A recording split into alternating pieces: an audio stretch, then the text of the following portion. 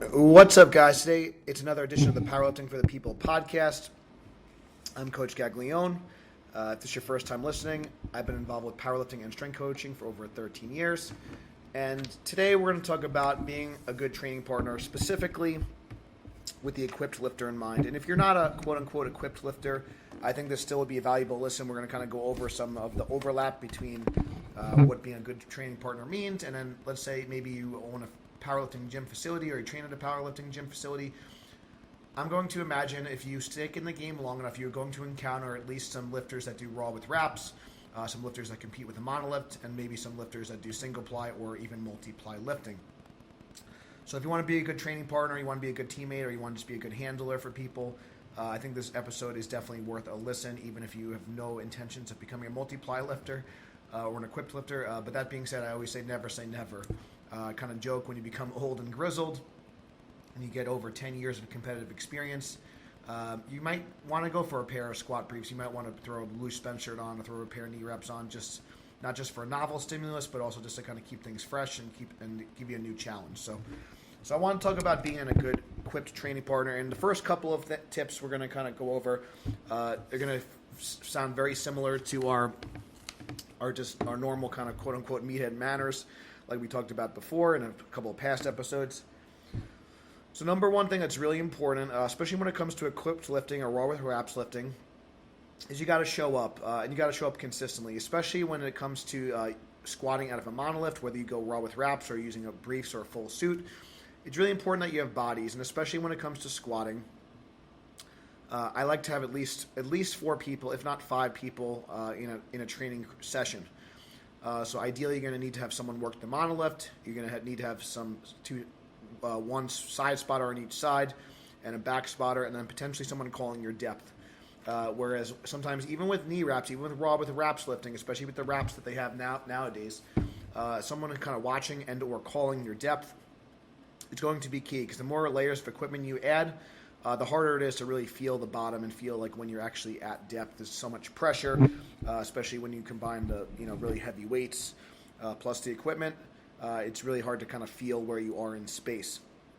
So it's really important. You also might want to have someone kind of video yourself from the side and video yourself from the front, so you can see not only your technique, but you're hitting a good standard in terms of squat depth.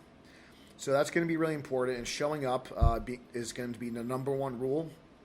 Showing up consistently and showing up early.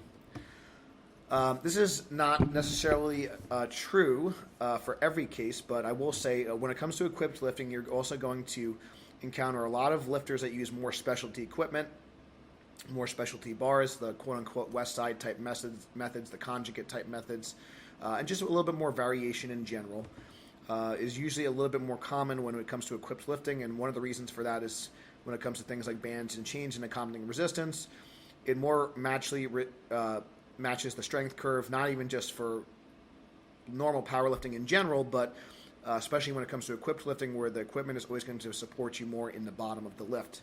And the reason that is the case is because let's take a squat suit or a deadlift suit, for example. Just like a knee wrap will provide compression for the knee, basically the way a knee wrap works, it's resisting knee flexion, so it makes it really hard for you to bend your knee. So since it's resisting knee flexion, it's aiding you in knee extension. So it's loading that joint, it's compressing that joint, and it kind of wants to kind of pop up.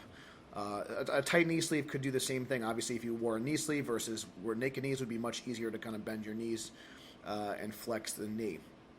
So a squat suit and a deadlift suit kind of does a similar thing. It kind of forces your knees inward. It also forces it kind of prevents you from flexing at the hip. So since it's preventing you from flexing at the hip, it's going to provide some hip extension kind of force on the way up. So it's going to aid in hip extension. So that's why when you combine knee wraps and a squat suit, you're getting assistance not only from the knee joint, but the hip joint as well. And then in the case of a bench shirt, you're resisting shoulder extension. So it's going to provide some kind of shoulder flexion and kind of, on the way up. So it's going to kind of help kind of propel your arms up and inward. So that's kind of how the equipment actually works. It's providing resistance on the way down. So you need to actively kind of pull yourself down into the hole, and if you're in a squat, so you need to actually pull yourself down and shove your knees out to spread the material and get more out of the material. So that's kind of like how those things work. So that being said, that's why a lot of lifters will kind of favor, whether they're wearing equipment or not, things like bands and chains and more accommodating resistance, where the weight is lighter in the bottom and heavier at the top. It's going to closely more resemble the strength curve. As there's less moments, the weights get heavier. As there's more of a mechanical advantage, the weights get heavier. So that's kind of what the point is for all those bands and chains and things like that. So part of being a good training partner is knowing how to set up bands and chains properly, knowing how to adjust those things depending on the person. So we have some different recommendations for bands and chains and things like that. But in general, whether it's a dynamic day or just, sometimes if we're using it for max effort work, which is not as common, for us, we usually tend to use a little bit more straight weight or reverse bands for our max effort work, or just specialty bars, but you could certainly use, sometimes we'll work up after a speed work, but that's, I don't want to get too far off topic. But basically, a couple of guidelines is that you'd never really want, in general, for most people, and most of the time, I'd say for your novice, your late novice, early intermediate lifter to a late intermediate lifter, maybe your early advanced, in terms of qualification. In general, you're going to have the chain weight be somewhere from like 10 to 25%, especially on like a speed day, depending on if you want to have more chain weight or more band tension or more bar weight, depending on the strengths and weaknesses of the lifter. But in general, about 20 to 25%. So if you have someone who's like a 400 or 500 pounds raw squatter, you might use, somewhere between 80 to 100 pounds of chain, for example, or 100 pounds of band tension. If someone is, a 600 or 700 pound squatter, you might use, 120, 160 pounds of chain or band tension for those things, for example. And in general, we could also be a little bit more aggressive with the band tension and the chain weight on things like squats and deadlifts. And since the hip joint is bigger than like the shoulder joint, we'll usually be a little bit less aggressive, especially with band tension on like something like a bench. We're not going to really, go as crazy with the tension. But that being said, if you want to really unload the bottom, I think doing like a lot of chain weight is really good for benching for that particular reason. But the bands could definitely beat you up, especially in the shoulder joint if you are not careful with that. So learning how to set up bands and chains properly is going to be key. Learning from people, there's a lot of different ways to do this. Basically, when it comes to chains, you want to try your best to have the chains completely deload in the bottom, and depending on how you set that up and depending on the height of your lifters, this may not be 100% possible, but you want to get a pretty good contrast. So you want to feel most of the chain weight to the top, so maybe just a couple of links are on the floor, and when you get down below parallel, or at parallel for maybe the equipped lifters, you want most of the chains to be on the floor, so you get kind of a full contrast, okay? This may not be possible when you start to use like more than like 200 pounds of chain for like a Thompson style type squat, but something to consider. When it comes to setting up bands, you want to make sure there's some tension in the bottom and tension at the top. So obviously you need to learn how to either choke the bands in the modern lift or use dumbbells to kind of choke the bands. Usually when it comes to benching, we might use short bands for benching, or we'll double up a normal length band for that. So there's some tension in the bottom, and the majority of the tension is going to be at the top. Other things in terms of equipment that's important, it's important to kind of know how to place boards correctly for the lifter, make sure the board is not too high or not too shallow. It's kind of mimicking their kind of belly and back angle. That way you're getting a more consistent range of motion each time. Obviously, if the person is holding the board in different ways, it's not necessarily the same lift. So having consistency in how the lifter holds a board press is going to be important. Also, how to adjust the box height depending on the person, depending on the goal of the day, making sure the box is at least parallel or slightly below parallel, depending on what the goal is for the day, or if they're wearing equipment or going raw. So understanding all those things is going to be important. So setting up equipment, learning how to set up equipment and use equipment properly for those gear lifters is going to be important. Other kind of just equipment type things would just be like learning how to use the monolift properly, adjusting the monolift, or if you come out of squat stances, knowing how to adjust the rack height, knowing how to use the cradle of the monolift is going to be important, knowing how to adjust the height of benches, knowing how to set up kind of bands and chains for the deadlift, I didn't talk about the deadlift too much. I figured I'd talk about that now. So for the deadlift, for conventional lifters, it's pretty easy. You could just stand on the one band for that. If you have a band platform, there's different setups you could do for a band platform. And for chains, basically what we like to do, just to kind of make it easy for people to work in with both sumo and conventional lifters, we'll usually just have all the chains in the center for a sumo lifter, so it's kind of inside their hands. And then for a conventional lifter, we'll have half the chains outside their right hand and half the chains outside their left hand, somewhere between the power ring and the collar. That way the chains don't get bunched up and kind of come under the plates. So besides the monolift, obviously spotting is going to be super, super important, especially for equipped lifters. Equipped lifting can become really dangerous really quick, and the lifters can miss very quickly because there's more potential for speed and things to go wrong. It's a more technical lift, so if the lifter even gets out of the groove for a split second, the lift can turn south really fast. So spotting very close, really making sure you're cradling the weights with your crooks of your arms and hovering the whole time. Basically keeping your hands as close to the barbell as possible without actually aiding the lifter is going to be key.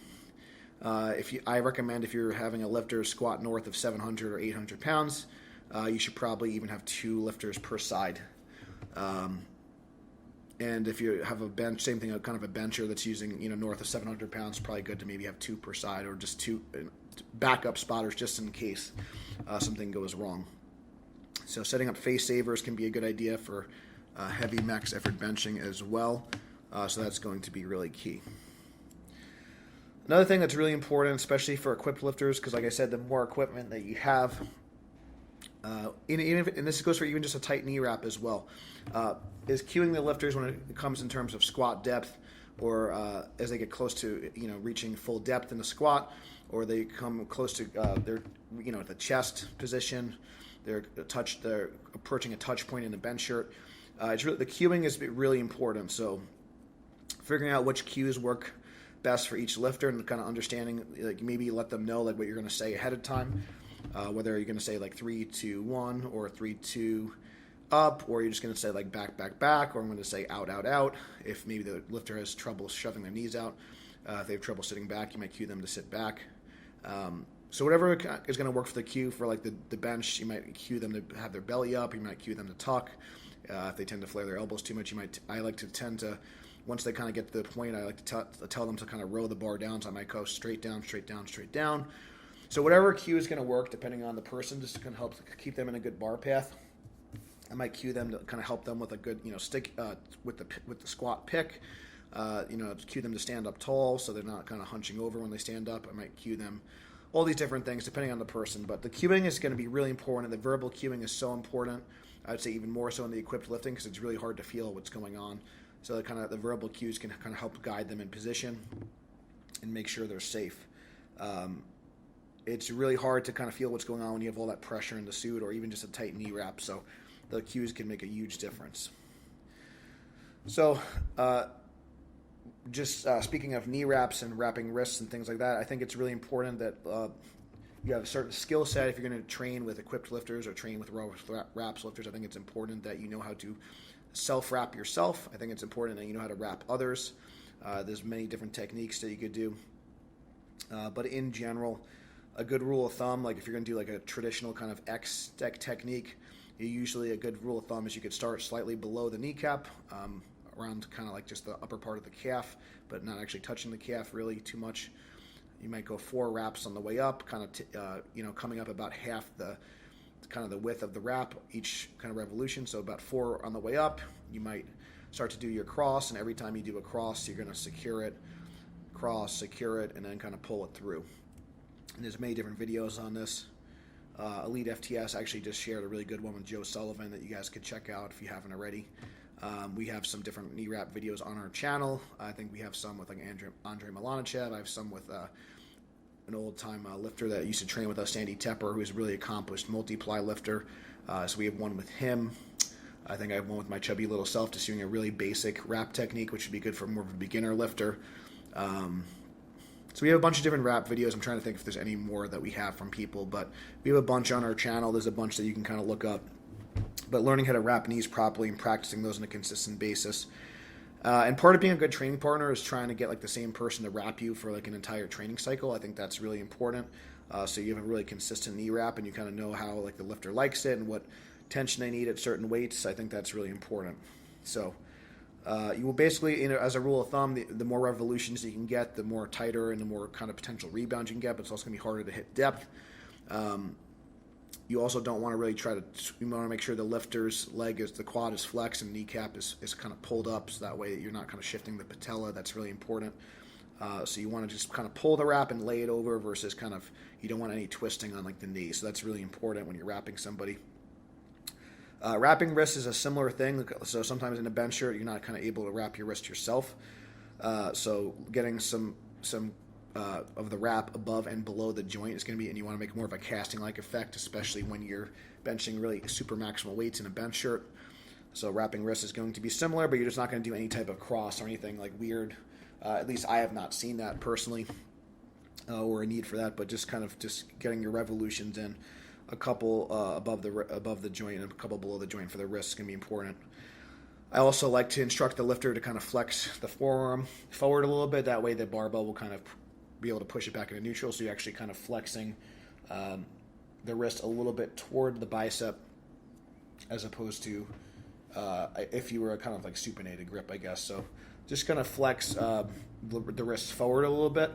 That way the wrist is not in extension while you're wrapping. So you want a closed fist and a slightly flexed wrist while you're wrapping. That's going to be the most effective technique to keep your wrist neutral. That's going to be really important. Other considerations as far as also learning how to pre-roll the knee wraps is going to be important. That's going to allow for an easier knee wrap for whoever's doing it. We have a Texas Strength Systems, I believe, kind of wrap roll that you can get. There's a lot of different portable ones you can get as well, and you can obviously hand wrap them. We usually things like a rubber band or hair ties to hold the wraps together.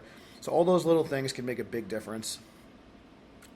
Also, now the next thing is, it's going to be really important you learn how to put squat briefs on, put suits on, and bench shirts on.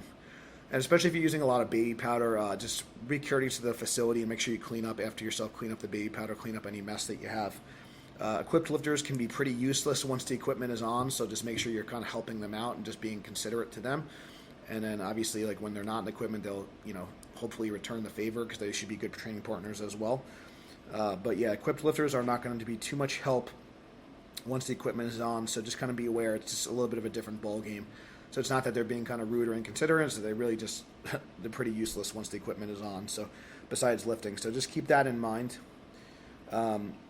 So yeah, adding some baby powder can be helpful, especially when it's hot. Usually kind of hanging up over like the J-hooks of a bench or over a barbell in a power rack can be very helpful to kind of help get their squat briefs on or their squat suit on. Hanging from the straps. So hanging the straps over a barbell can be a very effective method to get the suit on. And a bench shirt on, usually you just grab one shoulder at a time, and you instruct the lifter just to kind of swim their arms kind of in, and you can kind of pull the bench shirt down a little bit, depending on if it's an opener or second or third attempt, but you could basically set the shirt a little bit lower if you wanted to get a little bit more out of the shirt, but it's also going to need to consequently touch a little bit lower. So that's more of an experience thing. I wouldn't kind of play too much with that if you're a newer equipped lifter, but it's something to consider. And obviously helping the lifter get their belt on, setting their belt can be helpful as well, because again, once the equipment is on, it's going to be very challenging to really do much of anything. So just to kind of recap, some of the similarities and differences between being a good training partner and just being a good equipped training partner. The biggest difference is the skill set that you need as far as setting up equipment, wrapping knees, wrapping wrists, and just helping the lifter get the equipment on and off. And it's going to be more importance of cueing, because the more equipment and layers that the lifter has on, they're going to have more pressure, and it's going to be less likely they're going to know where their body is in space. But showing up, setting up the equipment, helping clean up, having a good attitude, being encouraging, being engaged, being focused, all those things are going to kind of overlap. And I think it's really important. I really want to try to bring more of the team environment back to powerlifting. I'd like to see more powerlifting crews. I'd like to see people be training with other training partners on a more consistent basis and train together, and not on all these separate programs and all that. I think that would really be beneficial for powerlifting and to help people have longevity. So one of the things I do, it's one of the worst and best things about equipped lifting, is that with equipped lifting you do need help. You do need extra spotters. You do need an extra hand. You do need people helping you get in and out of the equipment. And I think that is, with the rise of raw lifting, you don't see the training crews as much because you obviously don't need as much help if you're a walked out sleeves lifter. So I think that I'd like to see some gear, some equipment, some raw with wraps. I'd like to see some multiply lifting kind of come back on the scene. I think it'd be good for like the training crews. I think it'd be good for people's longevity. I think it would be good to kind of make the training partners and their bond stronger. So if you have any questions about equipped lifting, or if you ever want to kind of stop by Gaglione Strength and kind of see what that's all about, not that we're like the experts in equipped lifting or anything, but I do know a thing or two. I've had 1,000 pounds on my back before, so I got a little bit of a handle on this thing. One of our coaches mentioned Benny. He's bench pressed successfully 820 pounds in competition in a bench shirt. I've squatted 900 pounds in competition before, equipped. So we know a thing or two. And I think we could definitely help you out, especially if you're just getting started. So if you enjoyed this podcast, please give it a 5-star review. It helps other people find us. If you want to support the program, check out the links in the description. We really appreciate it. Every little bit helps. Thank you guys so much for listening. And until next time, stay strong, and we'll see you soon. Stay strong, and we'll see you soon. Stay strong, and we'll see you soon. Stay strong, and we'll see you soon. Stay strong, and we'll see you soon. Stay strong, and we'll see you soon. Stay strong, and we'll see you soon. Stay strong, and we'll see you soon. Stay strong, and we'll see you soon. Stay strong, and we'll see you soon. Stay strong, and we'll see you soon. Stay strong, and we'll see you soon.